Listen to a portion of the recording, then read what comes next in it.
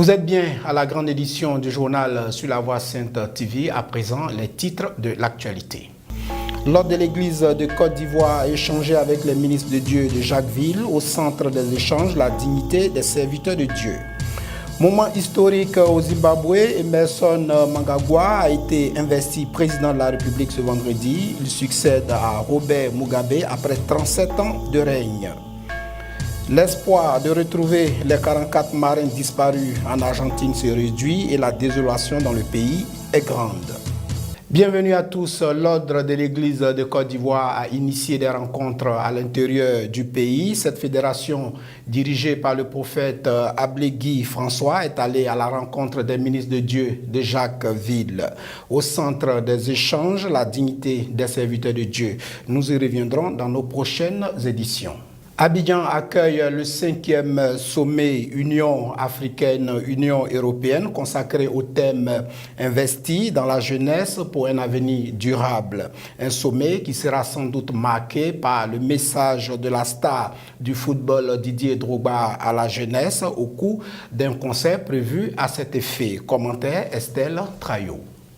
Dans la perspective de sensibiliser les jeunes aux enjeux de ce sommet qui se tiendra les 29 et 30 novembre 2017, un grand concert de sensibilisation à la formation professionnelle et contre l'immigration clandestine sera organisé le dimanche 26 novembre 2017 au Palais des Sports de Treichville, et ce, à l'initiative du secrétariat d'État ivoirien chargé de l'enseignement technique et de la formation professionnelle et de l'Union européenne. Un invité spécial, Didier Drogba, qui a affiché son soutien à cet événement, participera à cette activité et délivrera un message aux jeunes, de même que des représentants des organisations de la jeunesse africaine et européenne. Ce sont 18 Européens et 18 Africains, tous ambassadeurs de la jeunesse pour ce 5e sommet Union africaine, Union européenne, qui partageront leurs idées pour améliorer l'avenir des Africains et des Européens aux leaders mondiaux à ce 5e sommet. La Côte d'Ivoire vient de lancer sur la période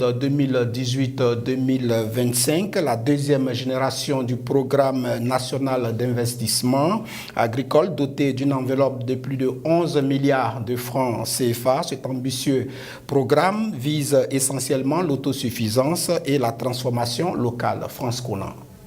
La deuxième génération du programme national d'investissement agricole de Côte d'Ivoire est née. Le PENIA 2 s'inscrit dans la suite logique du programme PENIA 1 2012-2016 et il sera mis en œuvre sur la période 2018-2025 autour de divers secteurs, notamment l'élevage, la pêche et l'aquaculture. L'objectif affiché par les autorités ivoiriennes est de renforcer le développement du secteur agricole dans son ensemble par le biais de nouvelles stratégies plus intégrées.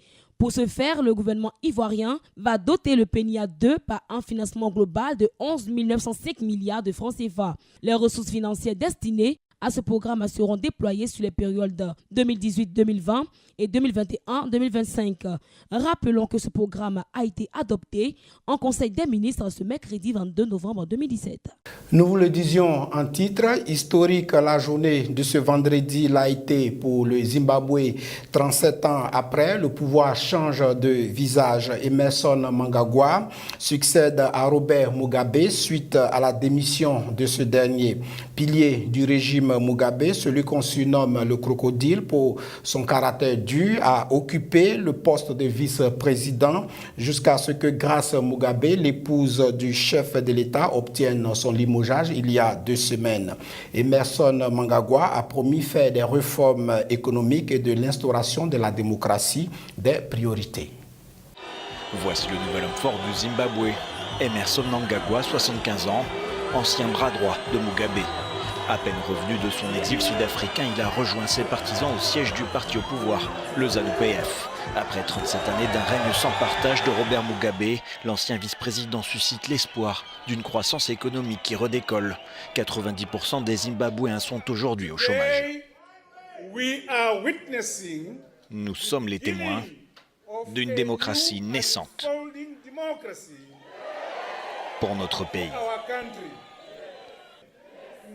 Personne n'est plus important qu'un autre. Nous sommes tous des Zimbabwéens. Nous voulons que notre économie prospère. Nous voulons la paix dans notre pays. Nous voulons des emplois, des emplois, des emplois dans notre pays. L'homme de l'armée responsable de massacres qui ont fait des milliers de morts dans les années 80 n'a pas pourtant l'allure du changement. Robert Mugabe pourrait échapper à des poursuites judiciaires au Zimbabwe. Avant de démissionner après 37 ans de règne, le désormais ex-président s'est vu en effet garantir l'immunité, a-t-on appris, de sources proches des négociations. Mugabe a également demandé que sa sécurité soit assurée et il a émis le souhait de rester dans son pays, refusant de mourir en exil. Robert Mugabe pourrait échapper à des poursuites judiciaires au Zimbabwe. Avant de démissionner après 37 ans de règne, le désormais ex-président s'est vu en effet garantir l'immunité, a-t-on appris de sources proches des négociations. Mugabe a également demandé que sa sécurité soit assurée et il a émis le souhait de rester dans son pays, refusant de mourir en exil. Dans les rues de la capitale Harare, la population est partagée sur le sort qui doit être réservé aux vieux lions. On ne veut pas qu'il lui arrive du mal, qu'il soit harcelé. Mugabe est vieux, il a besoin de se reposer. On fait tous des erreurs. Il s'est battu pour le Zimbabwe. Les gens ont besoin d'entendre ce qu'il a à dire. Il devrait peut-être aller à la télévision et faire des excuses publiques à la nation. Il doit exprimer des regrets à la population après tout ce qu'il s'est produit dans le pays. Mugabe est parti, Emmerson Mnangagwa s'apprête désormais à prendre les rênes du pays. De retour de son exil sud-africain, l'ex-numéro 2 du régime doit être investi ce vendredi lors d'une cérémonie grandiose dans le stade national. En Argentine, on est toujours sans nouvelles des 44 marins disparus à bord de San Juan, le sous-marin argentin. Les propos peu rassurants du porte-parole de la marine argentine au sujet des recherches à glacer le sang des proches de ces 44 marins réunis à la base navale de Mar del Plata, au sud de Buenos Aires. Nous avons obtenu des informations au sujet de l'événement anormal, court, violent, pas d'origine nucléaire, correspondant à une explosion. Une explosion serait donc à l'origine de la disparition du sous-marin argentin San Juan mercredi dernier. Dans la base navale de Mar del Plata, les proches des 44 marins sont abattus et en colère. Ils ont tué mon frère. Allez papa, on démarre, on y va. Alors que les nombreux navires et avions mobilisés cherchent toujours à localiser le bâtiment au large de la Patagonie, la presse argentine dévoile les premières hypothèses, notamment celle d'un court-circuit dans le bloc de batterie. Le San Juan avait en effet signalé un problème de batterie avant sa dernière communication il y a 8 jours, une avarie jugée pas suffisamment grave pour déclencher une procédure d'urgence. Si le sous-marin a vraiment explosé, il est quasiment impossible de retrouver des survivants. Voilà, c'est ici que s'achève cette édition. Nadia Eounou prendra le relais. Quant à moi, je vous retrouve le lundi à 12h45 pour Regard sur l'actualité. Shalom.